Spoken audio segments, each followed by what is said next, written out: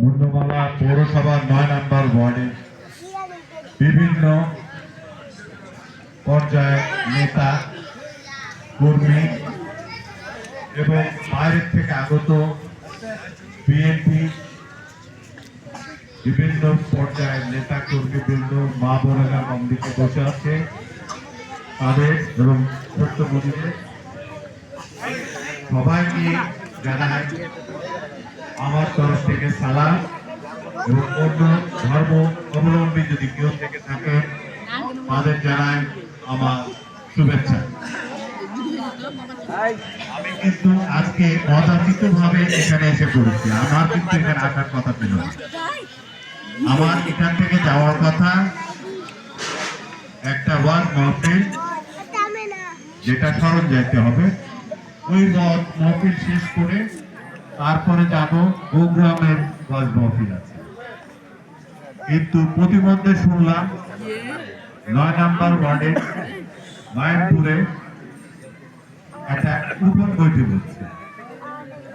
আমি লোভ সামলাতে পারলাম না, আপনাদের মাঝে উপস্থিত হয়ে একটু মত বিনিময় আসলাম।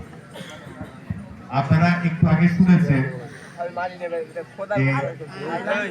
আমি প্রয়াত ব্যারিস্টার আমিনুল হকের ছোট ভাই। আমরা ৮ ভাই ১ বোন, মা একটা বাবা একটা।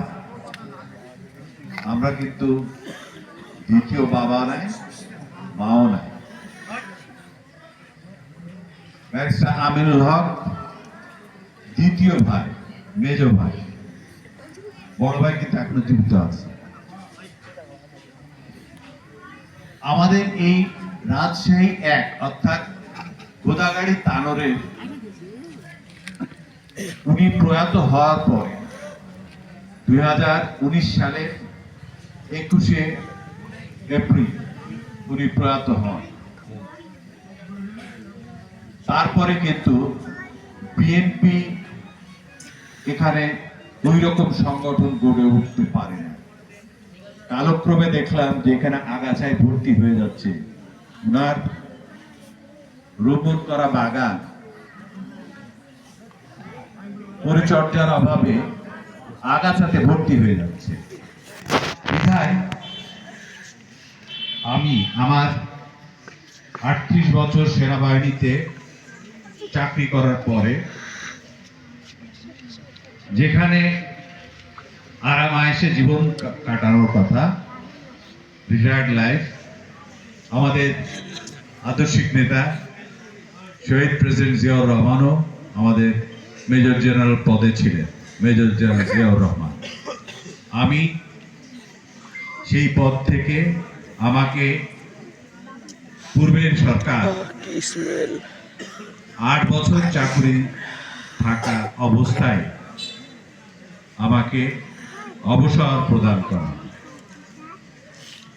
হয়তোবা ৮ বছর চাকরি করলে অনেক কিছু পরিবর্তিত পজিটিভ কোনো কিছু আশা করা যেতে পারত, কিন্তু আমার অপরাধ ছিল আমি ৩ বারের প্রধানমন্ত্রী বেগম খালেদা জিয়ার সামরিক সচিব ছিল। আমার অপরাধ ছিল শহীদ president Ziaur Rahman president guard regiment একটা তৈরি করেছিলেন। তখন কিন্তু এসএসএফ, সিএসএফ এসব কিছু ছিল না।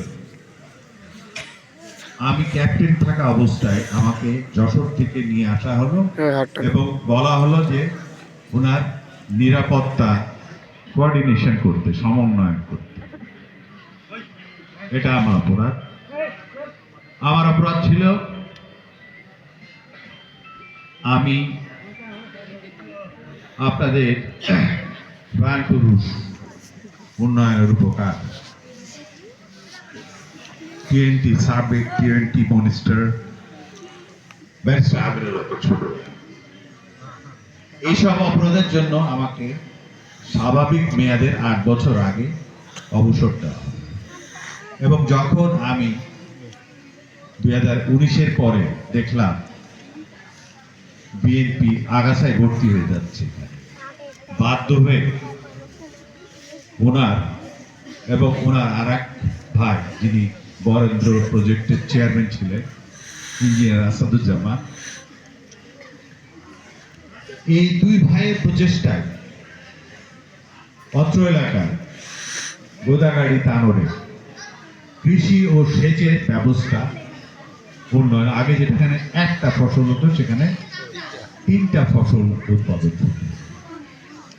শিক্ষাক্ষেত্রে শত শত প্রাইমারি স্কুল, মাধ্যমিক বিদ্যালয়, কলেজ তৈরি করা হলো, মাদ্রাসা, এতিমখানা, অনেক ধরনের শিক্ষা প্রতিষ্ঠান শিক্ষা প্রসারের জন্য তিনি পদক্ষেপ নিলেন।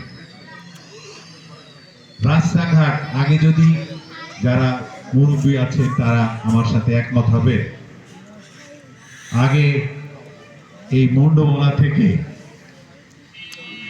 গোদাগাড়ি যাওয়া কিংবা মুন্ডমালা থেকে তানোর যাওয়া কি দুষ্কর ব্যাপার ছিল, সেটা শুধু মুরব্বীরা যারা দেখেছে তারাই বলতে পারে। এই যোগাযোগ ব্যবস্থার উন্নয়ন কল্পে দুই ভাইয়ের প্রচেষ্টায় যে উন্নয়ন করা হয়েছে তা বাংলাদেশের 64টা জেলায়, এই 460টা যে উপজেলা আছে, কোন উপজেলায় এই ধরনের উন্নয়ন কার্যক্রম করা হয় নাই। এটা শুধু ব্যারিস্টার আমিনুল হকের অবদান, উন্নয়নের কার্যকলাপ পরিচালনা, এবং তার সাথে সাথে তাকে সাপোর্ট দিয়ে গেছে আর এক তার ছোট ভাই, আমার বড় ভাই ইঞ্জিনিয়ার আসাদুজ্জামান।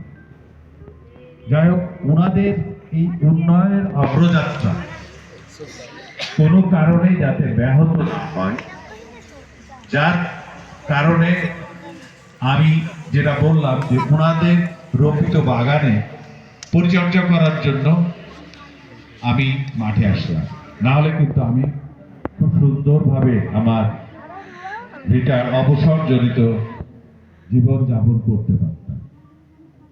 বাট এই ঠান্ডার মাঝে এই যে লোক লোকান্তরে দৌড়িয়ে বেড়াচ্ছি শুধু ওনাদের আত্মার শান্তি কামনার জন্য, যাতে ওনারা উপর থেকে দেখে যে ওনারা যে স্বপ্ন দেখেছে, ওনাদের যে অসম্পূর্ণ কাজ ছিল সেগুলো যাতে কারো উছিলায় সম্পূর্ণ হয়। তার পরিপ্রেক্ষিতে আপনারা যদি রাস্তাঘাটে যান তাহলে দেখবেন 8-10 জন ক্যান্ডিডেট ভোটে দাঁড়াবেন আগামী 2026-এর ফেব্রুয়ারি মাসে, এবং প্রত্যেকেই কিন্তু সুযোগ্য ক্যান্ডিডেট। আমি কাউকে ছোট করে বলবো না, সবাই কিন্তু যোগ্য। আমি না হয়ে অন্য কেউ যদি হতো তারাও কিন্তু যোগ্যতার মাপকাঠিতে অনেক বিচক্ষণ ছিলেন এবং এলাকার কি করতেন সেটা আমি জানি না, বাট যোগ্য প্রার্থী ছিল। বাট 10 জনকে তো আর মনোনয়ন দেওয়া যাবে না, মনোনয়ন তো একজনকে দিতে হবে, তাই না? তো সেই জন্যই আমাদের ভারপ্রাপ্ত চেয়ারম্যান, আমাদের পার্টির চেয়ারপারসন দেশনেত্রী খালেদা জিয়া এবং আমাদের বিএনপির স্থায়ী কমিটির সদস্যবৃন্দ বসে সিদ্ধান্ত নিয়ে আমাকে গত 3রা নভেম্বর রাজশাহী 1 অর্থাৎ গোদাগাড়ি তানোরের থেকে বিএনপির মনোনয়ন প্রদান করে। এটা কিন্তু আমার অর্জন না, এটা অর্জন হলো আপনাদের। কারণ অর্জন সম্মান কিন্তু ওই উপরওয়ালাই সম্মান দেন, উপরওয়ালাই মানুষের রাজত্ব ছিনিয়ে নেন, উপরওয়ালায় মানুষকে রাজত্ব ফিরিয়ে দেন, উপরওয়ালায় মানুষের টাকা দিয়ে কোনোদিন সম্মান কেনা যায় না। টাকা দিয়ে সম্মান কেনা যায় না, এটার প্রমাণ আবারও বলছি 2025-এ আপনারা দেখেছেন। এবং আমি আশা করব আপনাদের বিএনপি থেকে যে ধরনের ইজ্জত দিয়েছেন, সম্মান দিয়েছেন, সেই সম্মানের রক্ষা করার দায়িত্ব আমার উপর যেমন ন্যস্ত হয়েছে, আপনাদের উপরও ন্যস্ত হয়েছে। আপনাদের ইজ্জত দিয়েছে, ইজ্জত আপনারা রক্ষা করবেন এবং রক্ষা করার দায়িত্ব হলো